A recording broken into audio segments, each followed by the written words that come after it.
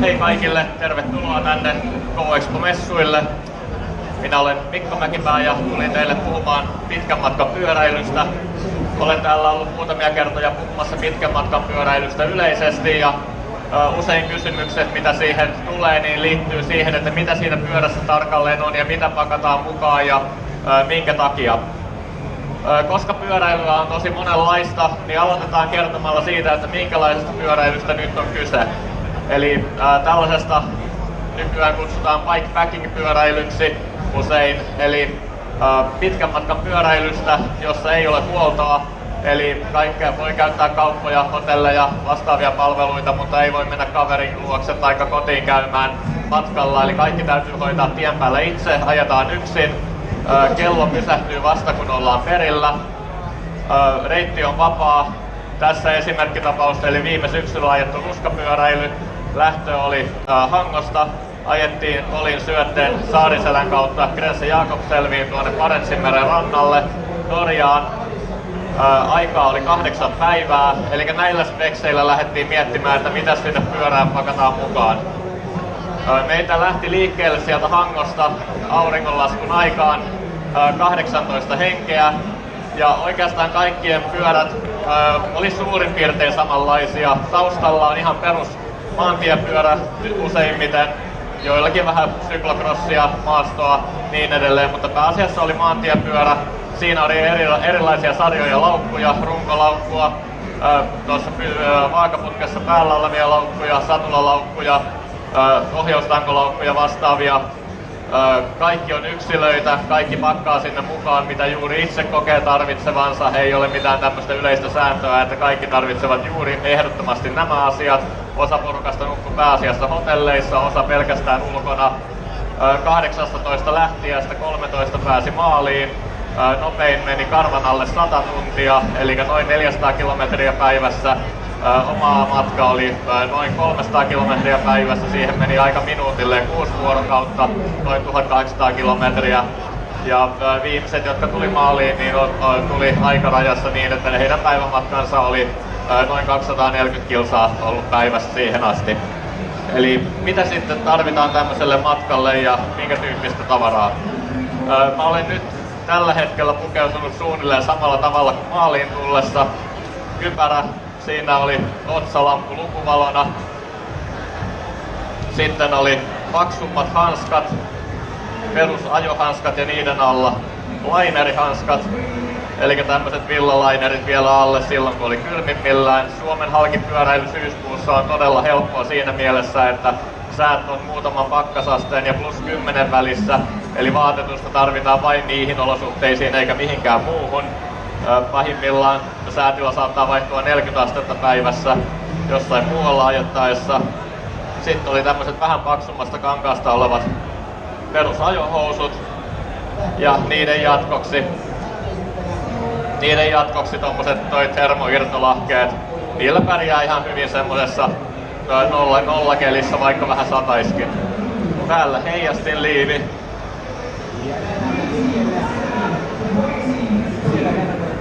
Siinä taskuissa oli tapahtuman aikana, silloin kun oli päiväaika, niin otsalamppu, vara-akkuja, vastaavia. Sitten oli päässä puffihuivi, merinovillainen. Sitten vähän kylmempiä säitä varten tommonen windstopperimyssy siellä alla, lippis. Pyöräilylippis näyttää hassulta, mutta sillä on ihan oikeat funktiot. Se toimii sadelippana ja sitten voi ajaa suoraan auringonlaskua kohti ilman, että se häikäisee silmiä. Ja muina aikoina taas voi pitää lippaa ylhäällä. Sitten oli tämmönen paksumpi tuulenpitävä takki, jossa on myös irtoavat hihat silloin kun oli vähän lämpimämpää.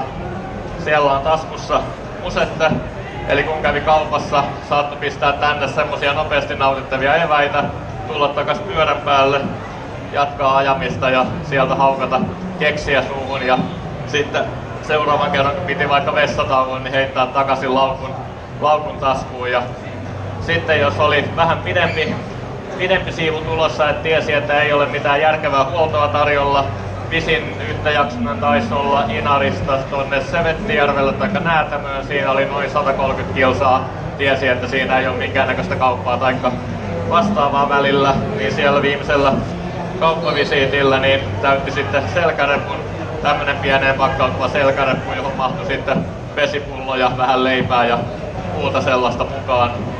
Pakkautui takas taskuun sitten, kun sitä ei taas tarvittu.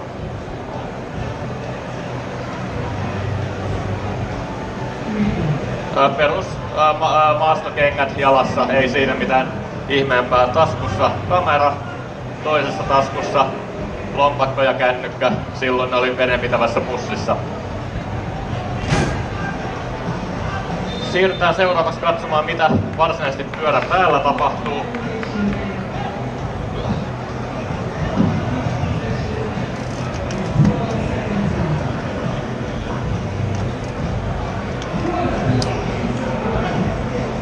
Pyöräilyssä tietysti pääasiassa ajetaan ja ohjataan, katsellaan ympärille, katsotaan maisemia.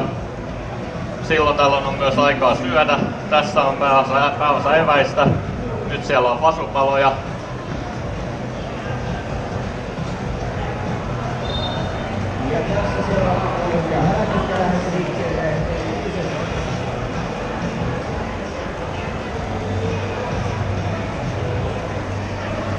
Pohjalaudassa on navigaattori. Täällä on etusormen alla nappi, jolla voi säätää ruutua. Ei tarvitse ottaa kättä pois ohjaustangosta. Toisen etusormen alla valot. Varokaa, ettei mene silmät. Eli tässä saa etusormella vilkuttaa pitkiä vastaantulijoille ja niin edelleen. Ajaessa voi ottaa valokuvia, hymyilkää.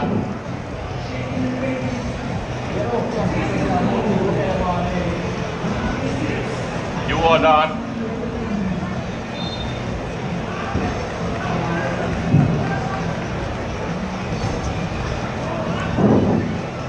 Tällaisia asioita tapahtuu pyöräillessä. Aloitetaan sitten varsinainen ruumiinavaus, eli mitä tämä pyörä on syönyt. Edessä on napadynamo, siitä tulee tähän etuvaloon ja takavaloon sähköä. Sillä voi ladata, tässä on USB-kiinnike. Päiväaikaan voi ladata navigaattoria, kännykkää, vastaavia laitteita. Tässä ruokapussissa, siinä on yöhanska, nopeasti saatavilla. Se toimii myös roskapussina silloin kun on syönyt ja haluaa, että löytyy. No siellä on esimerkki roska myös. Eli se voi laittaa tuohon helposti pois käden ulottuvilta silloin kun roskia tulee ajaessa kaikennäköisistä eväistä pääasiassa. Katsotaan sitten tänne laukkuihin sisälle. Ensimmäisenä tulee, tuossa oli kaikenlaista elektroniikkaa, eli kameraa, navigaattoria, otsalampua, takavaloa, niin edelleen. 2x2 USB-latauspistokkeita, yleensä mukana 4 micro USB:tä, USB-C ja sitten tuommoiset adapterit, joilla pystyy lataamaan suoraan tuolta lampun akusta, tarvittaessa myös näitä sähkölaitteita, eli toimivat sitten vara-akkuina siinä vaiheessa. Koska silloin tällöin täytyy näyttää inhimilliseltä, niin täällä on erilaisia hygieniatarvikkeita, shampoota, hammasharjaa, tahnaa, vessapaperia, deodoranttia ja sitten tommoselle viikon matkalle pieni purkki kamoiskriimiä, eli tohon ajohousun pehmusteeseen laitettavaa rasvaa, ettei hiery ahteri verille siinä ajaessa. Sitten löytyy tästä vielä työkaluja. Ensin tämmöiset renkaiden kanssa tarvittavat. Siellä on pari vararengasta, rengasraudat ja sitten paikkoja. Semmonen 2 liimatuubia, 10 paikkaa ja adapteri, millä voi tuolla huoltoasemalla tarvittaessa pumpata renkaat täyteen. Itse pumppu on tässä rungossa muovipussilla suojattuna. Sitten lisää työkaluja. Lopussa tuolta löytyy vielä vara-ulkorengas. Vaihdevaijeri, jaaruvaijeri. Ketjurasvaa ja rätti niiden kanssa käytettäväksi. Varaletku pumppuun. Sitten löytyy, tuossa on tehomittari takana, joka syö paristoja, niin siihen työkalut sekä uudet liittimet tarvittaessa tuohon napadynamosta tulevaan valoon tai sähköön. Sitten löytyy takavaihtajakorvaketta, ketjuliitintä, nippeliä pinnoihin, semmosia uusi glossikenkää, mitä nyt saattaa tuossa tien päällä mennä rikki. Sitten on muutama nippuside ja pätkä sähköteippiä. Siinä oli suurin osa täältä. Lisäksi on yleistyökalu sekä tämmönen Topiikin Pro tai Mini 20, eli tässä on kaikki sellaiset erilaiset groovit, mitä pyörässäkin on, niin tällä pystyy hoitamaan kaikki työt tien päällä, mitä pyörällä tarvii tehdä. Myös ketjukatkaisin tai sellaista löytyy, eli tässä on kaikki siihen liittyvä huoltotyökalusto. Sitten käydään täällä.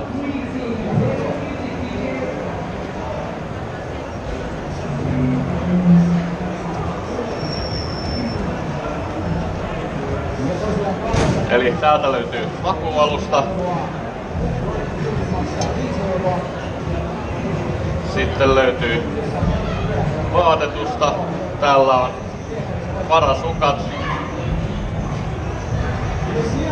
housut ja alushousut, sellaisia stoppeja varten kun ollaan vaikka hotellissa.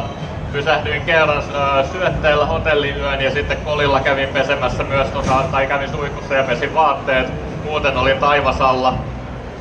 Sitten löytyy vielä villapaitalaineri, eli silloin jos tulee kylmä tai muuten, niin sitten on yläkroppaan siksi aikaa vähän lisälämmikettä. En tarvinnut kertaakaan tuolla matkalla. Sitten täältä löytyy lisää majoituskampetta, eli tää laukku on aina täynnä silloin kun ajetaan. Muuten tää menettää muotonsa ja tää alkaa ottaa renkaaseen kiinni. Täältä löytyy makuupussi. Ja sitten täältä löytyy BB-bagi. Voitte tässä vaiheessa miettiä erilaisia hyviä kysymyksiä tähän pakkaamiseen liittyen, kun täytän tätä pussia.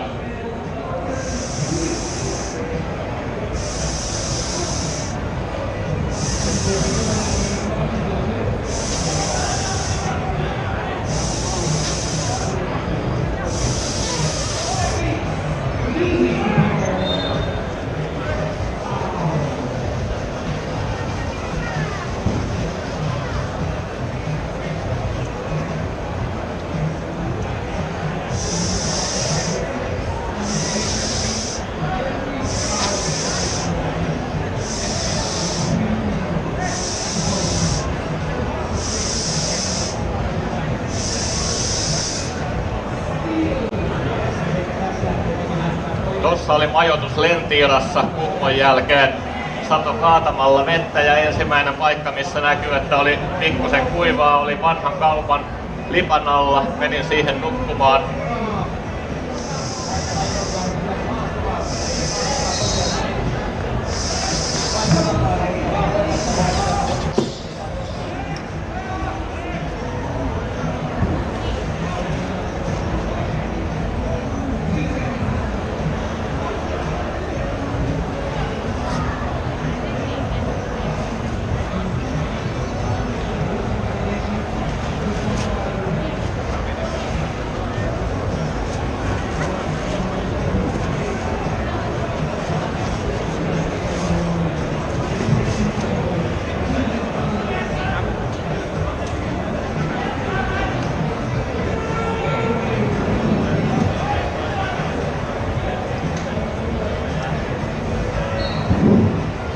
Silloin aikaa voitte miettiä lisää hyviä kysymyksiä, kun pidän nokoset.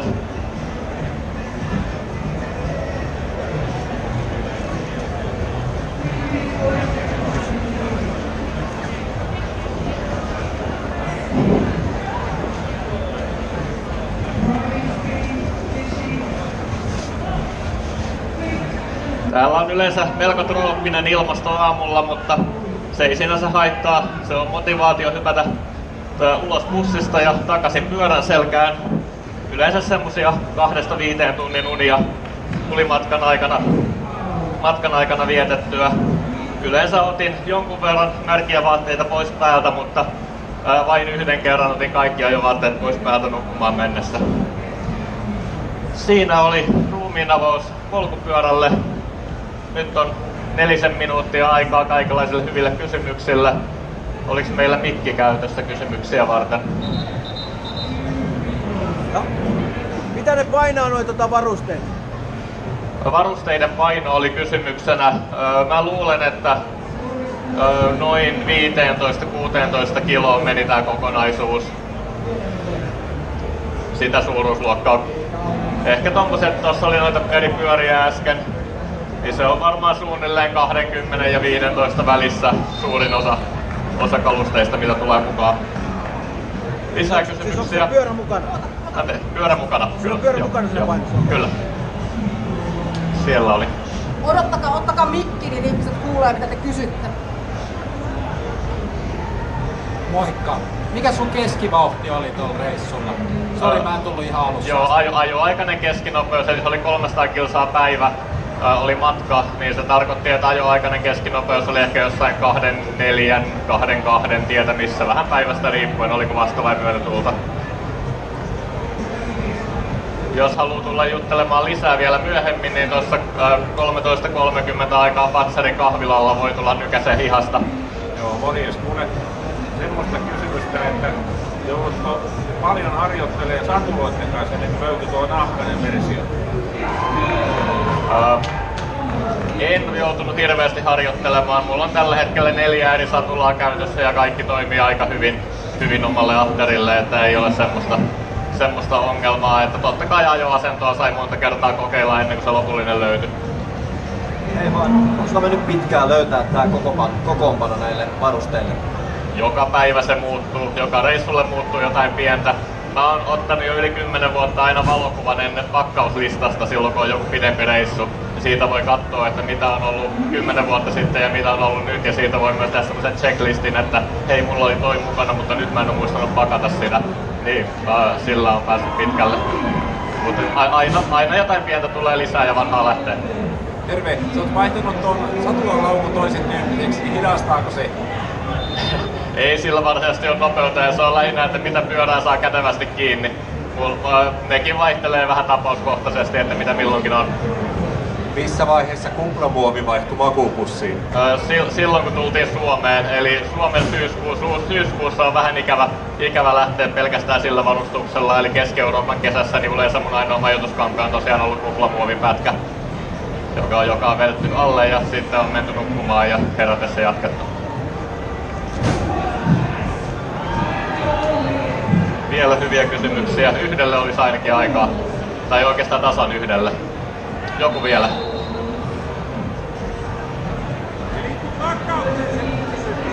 Näyttääkö sitä? Se liittyy pakkaukseen se minun kysymys, kun tuo täytetään takapäin ja edellinen laukku täytettiin päältä. Päältä. Niinku, että mihin se vaikuttaa? Se on, ei se sinänsä suoraan vaikuta, siis molemmat ovat hyviä laukkuja, ei niissä siinä mielessä. Toinen painaa vähän enemmän ja sinne saa paremmin organisoitua tavaraa. Tää on vähän kevyempi ja se tulee suoraan tosta, se täyttää vähän tehokkaammin ton satulan alustan. Ne on ihan makuasioita, niiden erot on niinku enemmän se, että näyttääkö se hyvältä pyörässä kuin se, että onko se varmasti niinku aerodynaamisempi tai kevyempi tai ties mitä. Joo, kiitoksia. Kiva kun tulitte kuuntelemaan ja tosiaan tuossa 40 minuutin kuluttua olen viimeistään saanut myös pakattua kaikki nämä takaisin ja ehtinyt vähän hengähtää, niin tuossa Patsarin kahvilalla voi tulla juttelemaan tuossa eteläsisäänkäynnin luona niin lisää. Kiitos.